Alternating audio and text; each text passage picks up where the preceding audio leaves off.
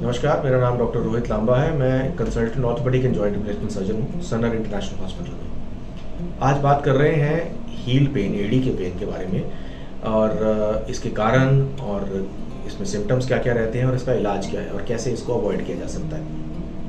तो सबसे पहले बहुत कॉमन प्रॉब्लम है, बहुत लोगों में देखने को मिलती है। मुझे लगता है हर 10 में से कम 1 या 2 लोगों को तो ऐसा होता ही है अपनी लाइफ टाइम में कभी ना कभी, कि आपको जब आपकी एड़ियों में दर्द होना शुरू हो जाता है, आप ज़्यादा देर खड़े रहते हैं तो आपको पेन होना शुरू हो जाता है।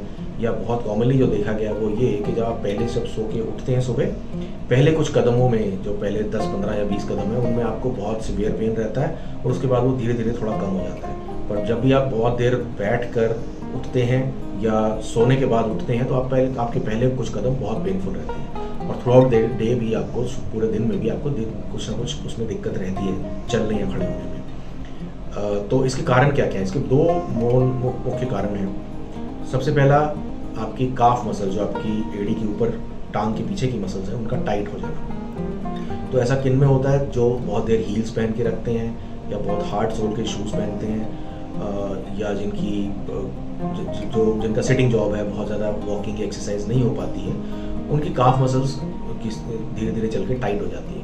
वो क्योंकि काफ मसल्स आपके डायरेक्टली तलवे की सारी मसल्स के साथ में और टिश्यू के साथ में कनेक्टेड है, तो उसकी टाइटनेस का आपकी तलवे की टिश्यूज़ पे ज़्यादा डायरेक्टली इफेक्ट पड़ता है और वो उसको पेनफुल कर देती है, जिसको प्लांटर फेशियाइटिस कहते हैं मेडिकल भाषा में।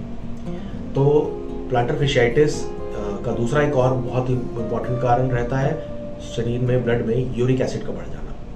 अब यूरिक एसिड बढ़ना बहुत कॉमन देखा गया है, किडनी के मरीजों में तो हो ही जाता है, बट इसके अलावा भी अगर किसी का प्रोटीन का इंटेक या आर्टिफिशियल प्रोटीन सप्लीमेंट्स जो होते हैं उनका इंटेक किसी का ज़्यादा रहता है, या कोई बहुत प्योरली नॉन वेजिटेरियन है, रेड मीट खाने का जिसको बहुत शौक रहता है, अल्कोहलिक्स में, शराब पीने में और स्मोकर्स में, ये बहुत कॉमनली देखा गया है कि यूरिक एसिड बढ़ जाता है। यूरिक एसिड बढ़ने के कारण आपके तलवे के नीचे वो जगह जगह जमने लगता है, जिसके कारण वो पेनफुल हो जाता है। तो सबसे पहले तो हम इसको यही देखते हैं कि इसमें कारण क्या है, जो कि एक एग्जामिनेशन और सिंपल ब्लड टेस्ट के बाद हमें पता लगता है कि अगर आपकी काफ मसल्स टाइट हैं तो आपको काफ की मसल्स को स्ट्रेच करना है।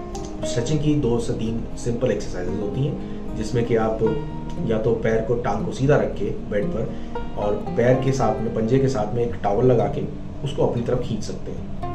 आप उसको खींच के रखते हैं और रेपिटेशन उसकी कंटिन्यूस करते हैं 15 से 20 एक बार, तो आपके धीरे धीरे 1.5 से 2 महीने में वो अच्छे खासा स्ट्रेच हो जाता है और उसके बाद वो मसल्स टाइट नहीं रहती, जिसके कारण आपकी पंजे पर भी प्रेशर कम पड़ता है। इसी तरह से आप सीढ़ी के एज पर अपने टोस टिकाकर अपनी एड़ी को नीचे पुश कर सकते हैं, जिससे कि अगेन आपकी काफ की मसल्स को स्ट्रेचिंग की जा सकती है। तो ये 2 सिंपल एक्सरसाइज हैं जो कोई भी घर पे फॉलो कर सकता है और काफ स्ट्रेचिंग कर सकता है।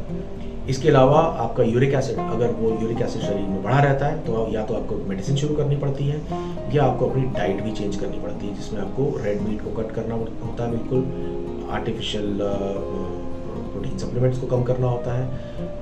वेजिटेरियन और प्लांट बेस्ड जो आपके प्रोटीन सोर्सेज होते हैं वो सेफ़ हैं, तो उनसे कोई दिक्कत नहीं है, बट जो नॉन वेजिटेरियन सोर्सेज हैं उनको कट डाउन करना पड़ता है।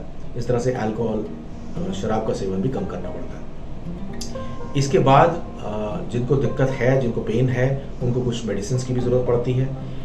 आपका शूज़ किस तरह के हैं वो बहुत मैटर करता है, तो आपके जूते जो हैं बहुत सॉफ्ट सोल वाले रहने चाहिए। आइडियली मैं कहूँगा अगर आप स्पोर्ट्स शूज़ जिस तरह के रहते हैं जिनमें एक सॉफ्ट कंप्रेसिबल सोल रहती है अंदर से, आप वैसे पहने तो आपको बहुत आराम मिलेगा।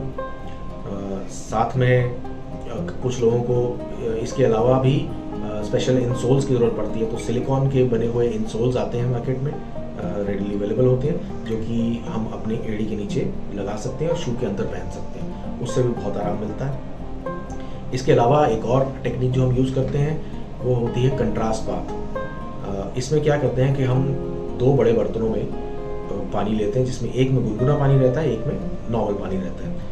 हम 2 मिनट के लिए अपनी एड़ियों को एक गुनगुने पानी में भिगो के रखते हैं और फिर उसके बाद नॉर्मल पानी में 2 मिनट के लिए। तो ये बारी बारी करने से हमारी एड़ियों को बहुत आराम मिलता है। तो ये कुछ सिंपल टिप्स हैं जिसके द्वारा आप अपनी एडी के पेन को कंट्रोल कर सकते हैं। पहले तो जानें कि ये पेन क्यों हो रहा है और फिर उसका इलाज किस तरह से होना चाहिए। तो काफ स्ट्रेचिंग और आपके कंफर्टेबल सॉफ्ट शूज़ पहनना इसके लिए बहुत ज़रूरी है।